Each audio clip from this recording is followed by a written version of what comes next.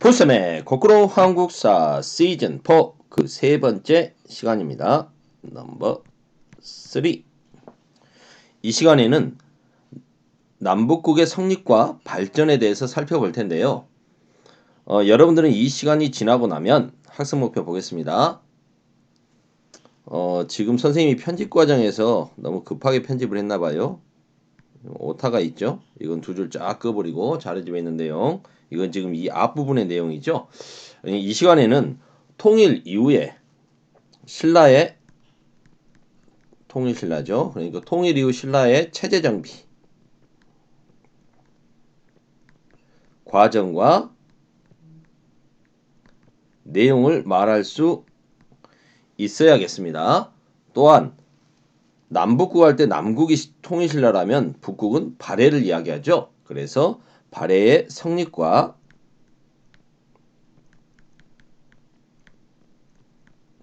발전 모습을 설명할 수 있어야 되겠습니다. 자, 본문으로 들어가 보도록 하죠. 신라가 삼국을 통일했습니다. 무열왕 때 백제를 무너뜨렸고요. 문무왕 때 고구려를 무너뜨리고 나당 전쟁 끝에 이제 진정한 삼국 통일을 이뤘습니다. 그리고 그의 아들 신문왕은 당시 막강한 세력을 가지고 있었던 진골 귀족, 자신의 장인 어른이기도 했던 김흠돌의 난을 진압하면서 왕권을 강화시켜갑니다. 훨씬 넓어진 영토와 늘어난 인구를 효과적으로 통치하기 위해서는 체제를 정비해야 되겠죠. 그래서 통일신라는 중앙은 집사부를 중심으로 왕의 직속기관인 집사부, 그 집사부를 이끌고 있던 시중의 힘을 키워줘서 집사부 중심으로 정치를 운영합니다. 그러면 그 이전에 화백회의를 통해서 귀족들이 왕을 견제하며 어찌 보면 연맹왕국 때의 그러한 성격, 귀족 중심의 사회 이런 모습들을 유지하고 있었다면 이런 화백과 귀족회의인 화백회의와 그리고 그를 이끌고 있었던 상대 등의 기능이 약화된다는 의미겠죠. 약화시키면서 왕권을 강화시켜 왔습니다. 그리고 관리들을 감찰하기 위해서 사정부, 관리들은 어떤 사정을 가지고 있는지 살펴본다는 의미겠죠. 사정부라고 하는 감찰기관을 설치해서 관리들을 감찰합니다. 지방은 옛 고구려 땅의 3개, 백제 땅의 3개, 원래 신라 땅의 3개 해서 9개 주를 만들고요. 서울이었던 금성이 너무 지방으로 동남쪽에 치우쳐져 있는 점을 보완하기 위해서 5개의 소경을 설치합니다. 그래서 구주 5소경 체제로 정비를 하고요. 그리고 지방관들이 제대로 하고 있는지 또 사정을 살펴봐야겠죠. 근데 서울이 아니라 바깥쪽에 나가는 거기 때문에 외사정이라고 부릅니다. 외사정을 파견해서 그들이 제대로 하고 있는지 감시한다는 거죠. 감찰합니다. 5소경의 위치는 지도로 보면 이해하기가 더 편할 텐데요. 자꾸 이런 게 생기노. 바로 여기다 그렸다 지울게요.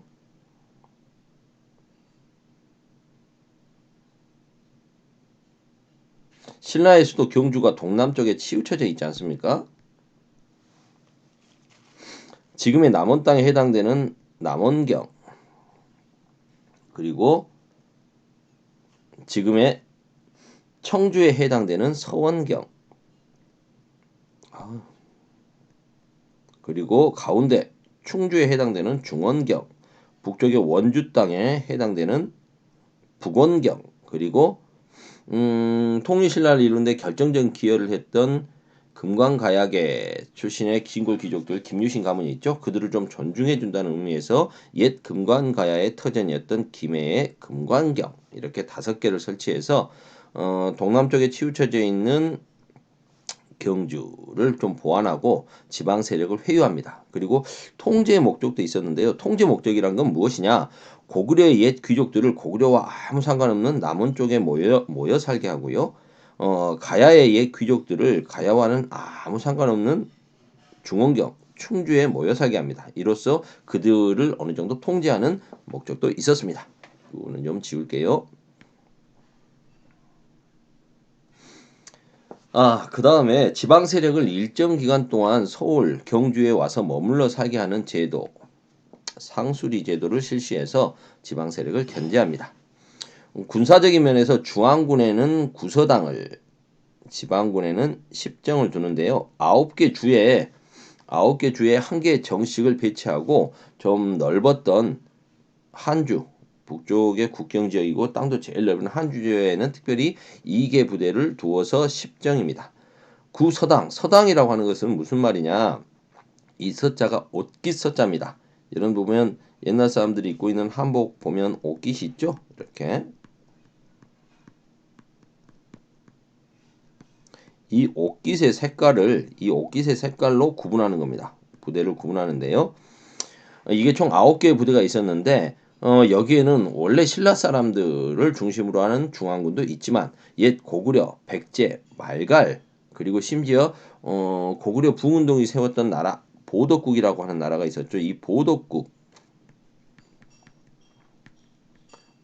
사람들까지 포함시켜서 구성을 했다고 합니다. 민족 융합 차원이라고 할 수가 있겠죠. 그 다음 통치 체제는 정치 체제, 행정 체제뿐만 아니라 경제 체제를 정비하는 것도 포함되는 거겠죠. 가장 대표적인 게 세금 제도 아니겠습니까? 그래서 통일신라는 세금 제도도 개편합니다. 이 세금 제도 개편의 목적은 귀족 세력의 정치적, 경제적 기반을 약화시키고 국가에 의한 그 농민, 백성에 대한 지배력을 강화시키는 데 목적이 있다 하겠습니다. 먼저 신문왕은 관료들에게 관료니까 관료전을 줍니다. 관료들은 당연히 이때는 좋아했겠죠. 근데 여러분들 그거 아시죠? 조삼모사 원숭이들에게 똑같이 7개를 주는데 아침에 3개 주고 저녁에 4개 준다고 그러면은 막 화를 내다가 아침에 4개 줄게 하면 와 하고 좋아하는 거. 저녁에 3개밖에 안 주는데. 이런 것과 비슷합니다. 관료들에게 먼저 관료전을 주니까 기존에 녹봉을 받고 있었던 귀족들 입장에서는 이제 녹봉에다가 관료전까지 받네라고 좋아했을 텐데 녹봉을 폐지해 버립니다. 노급을 폐지해 버립니다. 선생님 관료전이나 노급이나 무엇이 다르죠? 네, 큰 차이가 있는데요. 토지를 주고 그 토지에서 세금을 거둘 수 있는 권리, 수치권이라고 합니다. 수조권, 세금을 거둘 수 있는 수조권을 준다는 측면에서는 똑같은데요. 노급은 이 수조권에다 더해서 백성들의 노동력까지도 부여권까지도 가지고 있습니다. 노동력까지도 가져다가 쓸 수 있는 권한이죠. 반면에 관료전은요. 노동력을 가져다가 쓸 수가 없습니다. 수조권만 주는 거죠. 백성들 입장에서 보면 세금 내는 건 똑같은데 아무 때나 수시로 불려가서 일을 해야 되느냐 일하지 않아도 되느냐 이 차이가 굉장히 큰 거죠. 이건 사실상 백성에 대한 귀족들의 지배권 이 백성들은 내 거야 라는 생각을 가질 수 있게 해주는 게 노급이라면 관료전은 세금만 거둘 수 있는 거니까 영향력이 절반으로 다운된다라고 볼 수 있겠죠. 관료전을 먼저 주고 노급을 폐지해버립니다. 그리고 일부 필요한 부분에 대해서 현물로 녹봉을 지급해주죠. 여기에 더해서 이제 성도광은 백성들에게 정전을 줍니다. 이게 사내 정자거든요. 사내들에게 16세에서 60세까지의 정남에게 주는 토지라는 의미입니다. 원래 백성들은 자기 토지를 갖고 있었어요. 하지만 모든 토지가 왕의 토지죠. 이제 그걸 정전이라는 이름으로 네 거라라는 걸 왕이 인정해 준다라고 봐야 되겠죠. 아니면 이제 아예 이제 주인이 없었던 토지 같은 경우를 백성들에게 나눠주거나 이런 것들입니다. 이건 어떻게 되겠어요? 땅을 줌으로써 왕이 백성을 더욱더 직접 지배하겠다라는 의미입니다. 왕권이 강화되는 걸 의미하죠.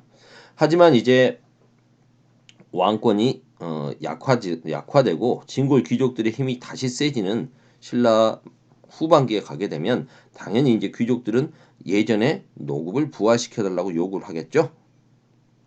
정부 입장에서도 땅 수조권 주고 관료전 주고 또 필요한 걸 현물로 또 줘야 되고 불편한 녹봉 지급이 여러 가지로 번거롭다. 뭐 이런 명분으로 노급을 부활시킵니다. 노급의 부활은 결국 귀족권이 다시 세졌다는 걸 의미하게 됩니다. 백성들은 기본적으로 조세, 곡물, 역을 부과받습니다. 세금 10분의 1 정도의 세금도 내야 되고 특산품을 물건으로 바치는 곡물도 내야 되고 나라에서 필요하다면 가서 몸으로 떼어주는 역도 부과받는다는 의미. 백성들에게 세금을 제대로 걷기 위해서 신라에서는 통일신라는 3년마다 한 번씩 지방의 촌주들을 시켜서 왜 안 써지냐? 촌주들을 시켜서 촌랑문서라는 걸 작성합니다. 농민들의 숫자가 얼마가 되는지 정확하게 알아야 세금을 징수할 수 있기 때문이죠. 인구 수도 조사하고 토지 면적도 조사하고 가축은 몇 마리나 되는지 뽕나무, 잣나무, 가래나무 이런 나무들은 과실, 열매가 있는 거 이건 이제 특산물로 그 열매들을 바치기 때문이겠죠. 이런 것들을 조사했다. 그 다음 신라 말이 됩니다. 해공왕이라고 하는 임금이 어린 나이에 왕이 됐습니다. 그런데 반란이 일어나는 거죠. 진골 귀족들끼리 자기들끼리 막 싸웁니다. 무려 96명, 96 각간의 난이라고 하는데요. 96명의 각간들이 서로 이해관계로 얽혀가지고 권력 다툼을 합니다. 이 와중에서 해공왕이 피살되는 거죠. 누가 죽였는지는 알 수가 없죠. 추측은 가능합니다. 결국 이 과정에서 이제 해공왕의 피살 이후에 무려 150여 년 동안 왕이 20명이나 바뀝니다. 대혼란기죠. 진골 귀족들은 중앙에서 왕위 쟁탈전을 펼치고 있고요. 지방에 대한 통제력은 당연히 약화될 겁니다. 그러자 이제 지방에서는 어떻게 되겠습니까? 세금이 제대로 거치지를 않습니다. 지방 세력들이 뺏어가고 백성들 입장에서는 중앙에다 세금 냈는데 지방 세력들한테 또 내게 되는 상황이 생기는 거죠. 2중, 3중의 난. 힘들어. 그래서 상주지방의 원종과 애노라고 하는 농민들이 반란을 일으킵니다. 이걸 계기로 이제 전국적으로 막 반란들이 곳곳에서 일어나요. 농민 봉기가. 사회가 더욱 혼란스러워지겠죠. 그러자 이때 이제 자기 스스로 군대를 모아가지고 나 성주야, 나 장군이야 이런 걸 칭하는 지방 세력, 호족들이 등장하기 시작합니다. 이들은 교종 말고 신라 말에 이렇게 새롭게 들어온 불교 종파인 선종 승려들의 지지를 받고 신라 진골 귀족들의 싸움에 환멸을 느낀 육두품 계열의 지지를 받으면서 그들과 함께 새로운 사회를 건설하려고 노력을 하죠. 이러한 육두품 계열의 유학자 중에서 이러한 지방 세력과 손잡고 새로운 사회를 꿈꾼 대표적인 인물이 최승우라고 하는 사람이 있습니다. 이거 오늘따라 자꾸 이게 생기네요. 최승우.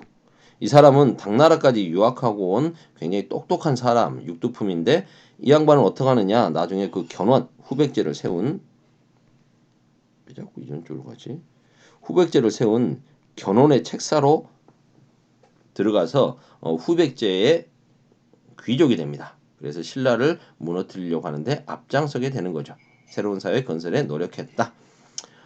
이러한 호족들 중에서 이제 두드러진 세력이 견훤과 궁예. 그래서 견훤은 지금의 광주에서 출발해서 전주, 완산주를 점령하고 그것을 근거로 의자왕에게 복수하겠다며 의자왕에 대한 복수를 하겠다며 백제를 다시 부활시킵니다. 그래서 우리가 구분하기 힘드니까 후백제라고 부르는 거고요. 신라의 버려진 왕자 출신으로 알려져 있는 궁예 같은 경우에는 지금의 개성, 송악을 근거지로 해서 고구려를 부활시킵니다. 그래서 이제 후고구려라고 불려지는 거죠. 궁예. 이러한 혼란은 이제 왕건에 의해서 궁예의 부하 장수였던 왕건이 이제 통일을 하게 됩니다. 발해 살펴보도록 합시다. 발해는요,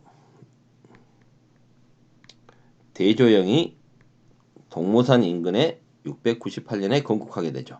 대조영이 발해를 건국하는 과정은 시간이 많이 없으니까 여기 우리 학습지에서는 간단하게 돼 있으니까요. 선생님이 수업 시간에 좀 더 살펴보도록 하겠습니다. 지도를 보면서 설명해 줘야 여러분들이 이해하기가 좀 더 편하실 것 같아요.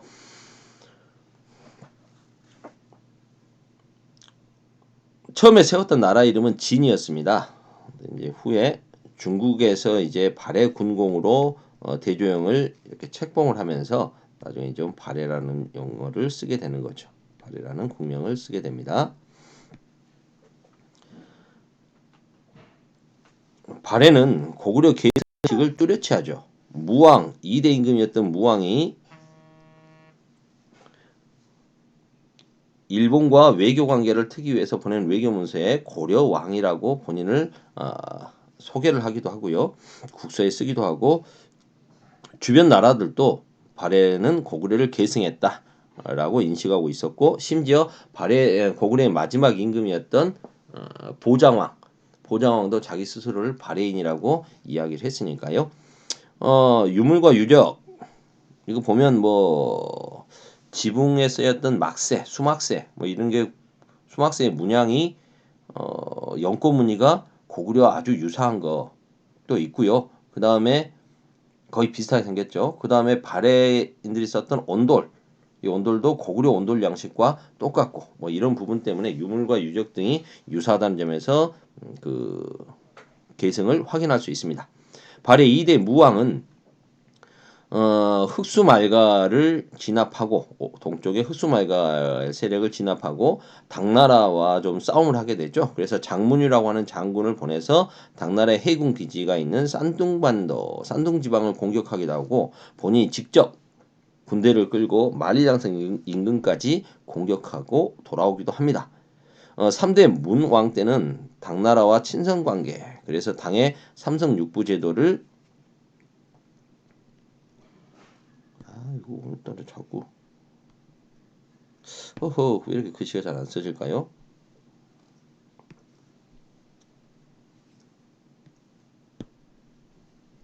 다시 정말 미치겠네.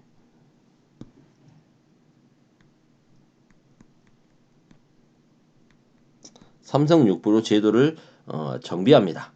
당나라와 친선 관계를 가지면서 당나라의 제도를 받아들인 것이죠. 하지만 당의 제도를 그대로 쓴 게 아니라 이호의 병형공 뭐 이런 식의 부를 충인의 지의 신 이런 식으로 좀 바꾼다거나 삼성육부에서 이 삼성 중에 정당성을 중심으로 해서 그 밑에 좌사정, 우사정으로 둔다거나 이렇게 나름 독자적으로 수용을 합니다. 그대로 폰트에서 썼던 게 아니라는 거죠. 그리고 발해는 9세기 초 선왕 때 그 전성기를 구가하게 돼서 이때 이제 해동 지방에 엄청 발전된 나라 해동성국이라는 명칭을 얻게 됩니다. 그리고 지방을 5경 15부 62주로 개편을 하게 되는 거죠. 하지만 9세기 말에 국력이 좀 쇠퇴하면서 결국 10세기 전반 거란족의 침략을 받아서 멸망을 하게 됩니다. 오늘은 여기까지 하겠습니다.